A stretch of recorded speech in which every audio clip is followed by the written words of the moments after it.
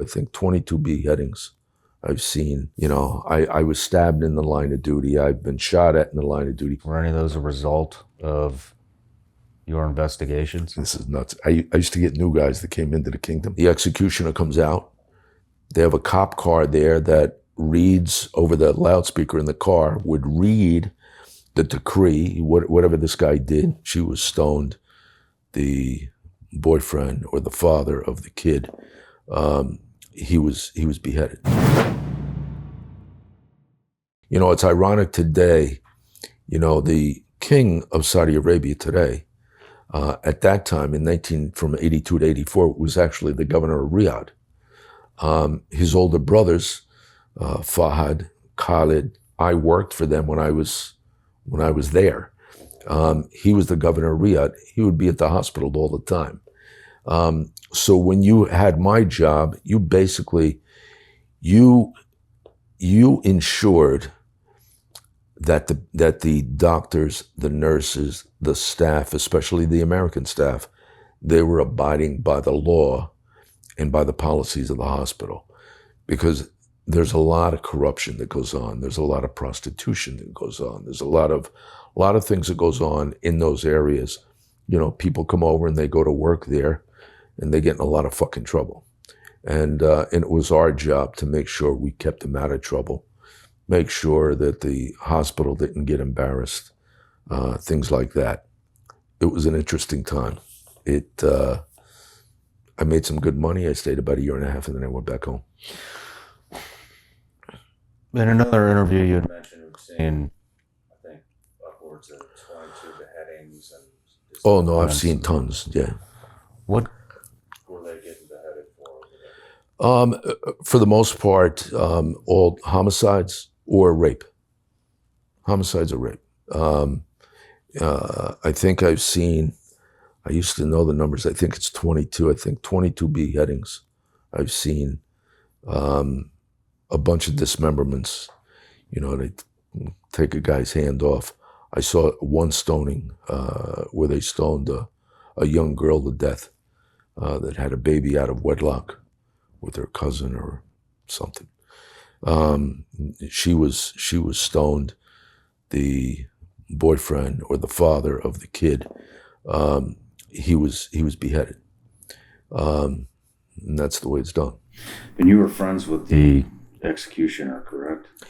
Well, I wasn't. Was a co-worker? No, he worked, you know, the king today, Salman, he was the governor. Well, the executioner was his senior bodyguard, right? One of his detail guys. So I knew him from the hospital. You know, we were sort of friends. You know, I knew him. I would, you know, it's weird.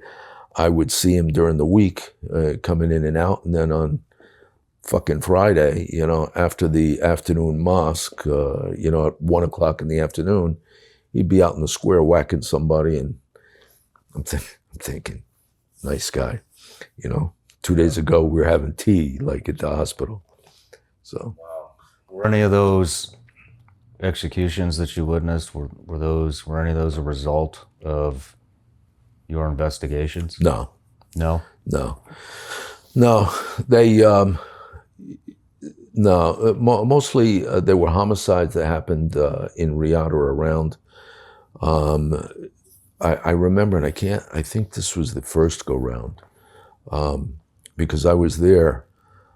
I was actually in Saudi Arabia in 1979 when they took the embassy in Iran, and when they seized Mecca in Saudi, and I remember that.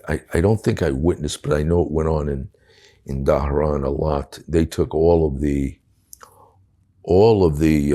intruders that went into Mecca, that were involved in that seizure.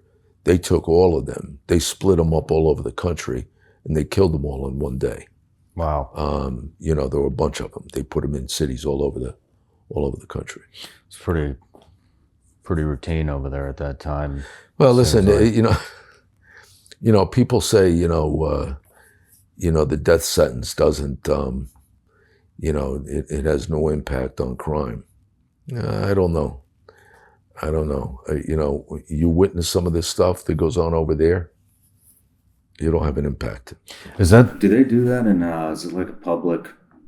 Oh yeah. Everybody show up. Well, listen. You go to the main mosque in Riyadh on a Friday afternoon. Everybody goes in to pray.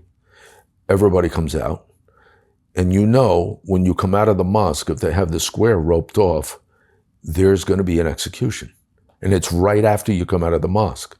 So if you have 1,000 people in the mosque and they all come out, they basically form a circle in that square. They have a black, one of these, I used to call it a black Mariah. It was a black minivan. Will pull up into the square. A couple officers takes the dude out, stands him in the middle of the square, puts him on his knees. The executioner comes out. They have a cop car there that reads over the loudspeaker in the car, would read the decree, whatever this guy did, and then they do him. That was it. And it's weird. We've all, cops, people in the military, there's times you see death and you see the aftermath of death. The first time I ever saw a beheading, the first one, you're watching this, and when it happens, in your head, you're going, all right, dude, that's fucked up.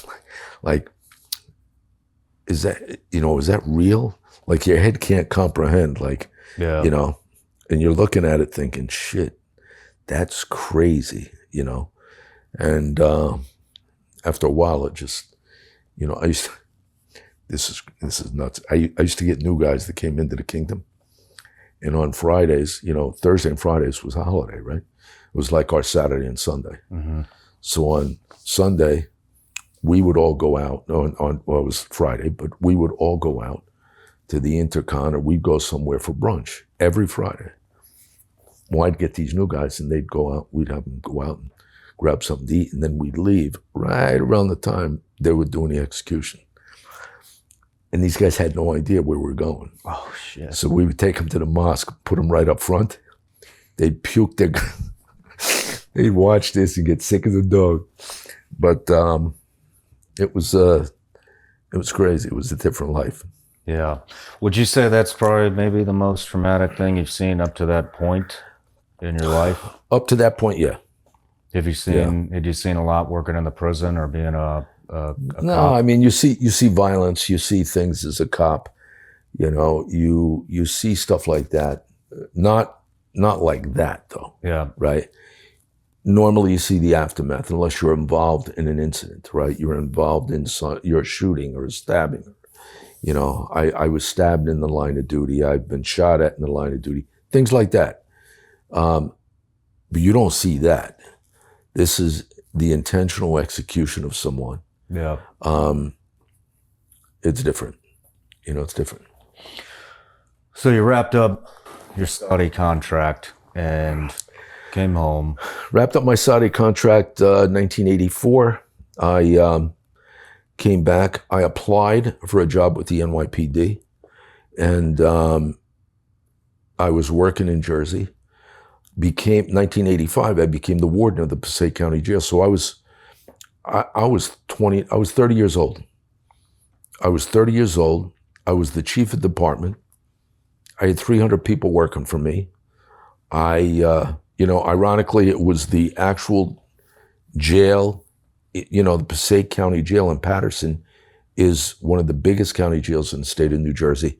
No matter where you're watching Shawn Ryan Show from, if you get anything out of this, please like, comment, subscribe, and most importantly, share this everywhere you possibly can. And if you're feeling extra generous, please leave us a review on Apple and Spotify podcasts.